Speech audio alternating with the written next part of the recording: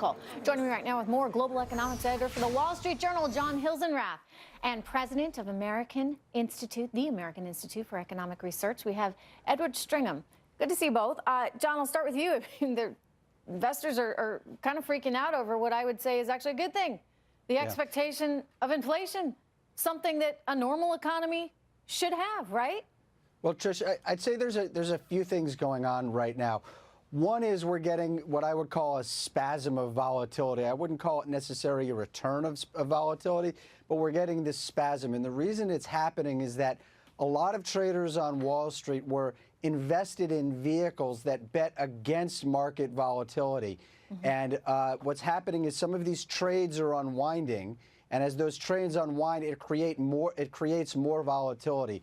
So, I think that's a spasm that still is playing out, and it's why we're seeing the markets go up and down a lot. All right. Is that related then to algorithms and computers that are doing all of this? Well, it's related to products that were created because we've had so many years of calm markets that people made bets that we would continue to have this calm, and these bets piled up. And what happens when they start unwinding is they create the opposite of what you're betting on. So they were betting on calm, and now we're getting the unwind of these trades. So we're getting the opposite of that. We're getting more volatility. So if that's the case, though, it should eventually end.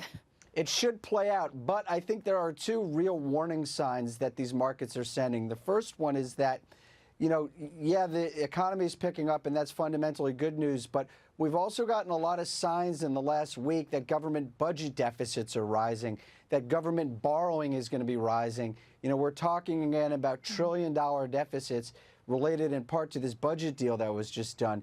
That's putting long-term pressure, upward pressure on long-term interest rates, which I think is scaring people a little bit. And then the final thing I'd say is that central banks have pumped so much easy money into this economy through their bond buying programs and low interest rates. And as they step away from those programs, we see asset prices that were very high seeing some downward pressure. All right. But, this is all kind of natural stuff. I mean, Edward, I see you shaking your head there, especially when John started talking about all that money that we're expected to keep on spending, money that we do not have. But, come on, let's face it, this is kind of how we roll, right? I mean, the Fed was doing it. Well, I mean, and the government's been doing it for years. Why should this, spook everybody to the point where, you're looking at 500 points of a sell-off? I mean, we can kick the can down the road a long, long time, and we've been doing it for a long time.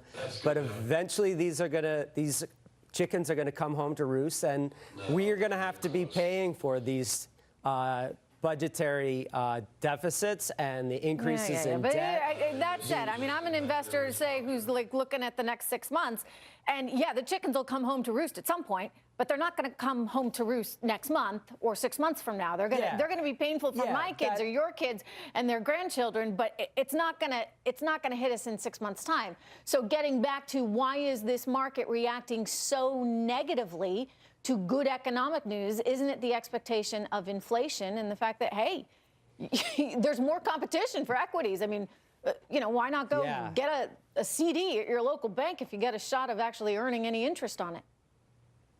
Yeah, that's another factor. So there's been a lot of easy monetary policy for the past few years. A lot of people say, well, is this going to start showing up in markets? And, we do see these high stock prices, and, from an overall perspective, that's good.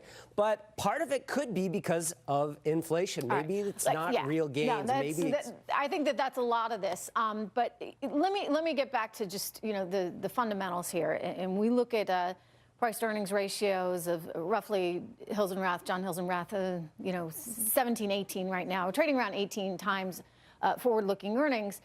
And that's nothing compared to, say, where we were. I mean, you want to talk about an asset bubble. You can go back to 1999 and 2000, where we were trading at much higher PE ratios. So, John, should people sort of take a deep breath here and say, okay, it's not like we're up around 25 times earnings? I mean, if you were, then you might say this is getting a little crazy, but we're still within the norm. So Trish, I do think there's some fundamental underpinnings which were going to help this stock market. One of them, as you say, is earnings. The earnings season has been pretty good. Something like 80% of companies have been beating expectations for what they're going to report on profits, and as a result, forward-looking price-to-earnings ratios look pretty modest. So that's good news. and global economic growth is pretty strong right now. The whole world is growing. Those are all that's all good news. But I just think we have to keep in mind that there are these other things going on. There's a party going on out there, and Washington is a part of it, with deficits that are rising to $1 trillion. And while those deficits, aren't going to come home to roost for many years, the market, when it works, is supposed to be forward-looking and price those things in today. I know, and but that's why it's looking interest out rates 6 are to 9 rising. months, John. In the next 6 to 9 months, it's not as though interest rates. We could be hitting trillion-dollar deficits in the next year. So do you think interest rates are going to spike to, say, 8% on the 10-year between now and the next 9 months? No, but we're heading towards 3%, which isn't very. It's not very high, but it's still a percentage point higher than it was a year ago. Well, so. all right, but as long as you have growth underlying that, I don't really see that as a big problem. I think it's getting us back to normal. Yeah, I think one of the great things over the past year, we've seen a lot of deregulation. That's clearly good for business, American business, American stock markets. So, markets did go down by 5% this week, but it's still 5% of below an all-time high. So it's not the worst thing in the world. John, good to see you. Great to be here. Edward, thank you very much. All right, for more on these markets, I'm going to bring in